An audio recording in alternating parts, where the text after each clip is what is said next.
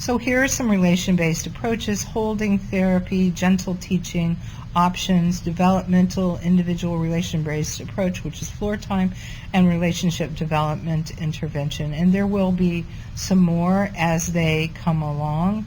I particularly like the activities in relationship development intervention and use them often, and I often use some of the philosophical perspectives and tenets found in floor time. Skill-based approaches have probably been the most researched, and they focused on explicit instruction. So you assess deficits and you systematically teach skills, and you collect data that shows that you have done that. So now let's move to skill-based approaches. If you'll notice, many of these are on our established list and use ABA principles. And I think many times people mistake applied behavior analysis with discrete trial training, and these are not the same thing. Yes, discrete trial training is an applied behavior analysis technique, but there are many applied behavior analysis techniques. ABA is simply a good scientific way of teaching skills. So not all ABA principles or not all ABA interventions are discrete trial training. Functional communication training is a good example of that. Functional communication training is based on the principle that all behavior is communication. And so if they're hitting to request something, if we teach them a better way to request, then the hitting will go away because it doesn't serve a purpose anymore. And we'll talk more about FCT later on. Natural language paradigms and incidental teaching we will certainly talk about. Those are good ABA principles. Picture exchange communication system starts with discrete trial training to learn the skill and then moves it to generalization across people and settings and materials. So that's the rule that I use when I'm thinking about using discrete trial training. I do use it, but I use it only when the natural environment does not provide me with enough repetition to teach the skill. So in other words, I can't do it in a regular classroom setting and with other children, or I can't do it in a natural environment. I have to really focus their attention to learn this skill, and they need repeated practice. But when I'm done, if I've gotten my 80-90% criteria, that is only step 1A. I know then I have to take that learned concepts and generalize it across people, materials, and settings. So that's how I use discrete trial training. I never use that as just the be-all, end-all. And finally, pivotal response training, which we'll also talk about later.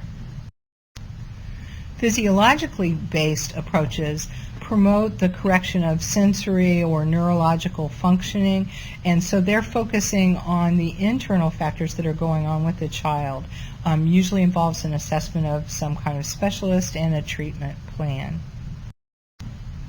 And if you'll notice, many of the physiologically based approaches are on the non-established list in our report. Diets certainly are, sensory integration, auditory therapies, vision therapies, craniosacral therapies. Music therapies, however, are on the emerging, and I think that's because it's moving away from becoming a physiologically based approach to kind of a combination of physiology and skill-based approaches. So in other words, using music to help with transitions, using music to learn language, things like that, and hippotherapy is also a physiological based approach. So now let's move on to collaboration tools. Let's start with the fact that we can never be arrogant enough to think that we as an individual professional can meet all of the needs of a child with autism. When they say it takes a village, they are right. It takes a village. We need to collaborate. If you do not collaborate, with other professionals in this child's education, you are then saying, I know what's right, I am God, and I have the power to make this child make a difference all by myself. And I'm good, but I would never take that on. I know that I need help and support, and this child needs much more than me.